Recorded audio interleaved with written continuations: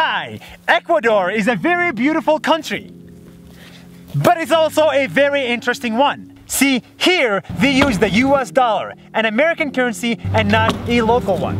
That's because 17 years ago, Ecuador suffered from hyperinflation. It's when 10 pesos get you a banana, the next day 10,000 pesos get you the same banana. This is hyperinflation. And it happens because of government, the economy, and more government. In Ecuador, no one could afford things anymore. To buy a piece of bread, all the money you had was worthless. Businesses died, and people became poor overnight. But that is the past.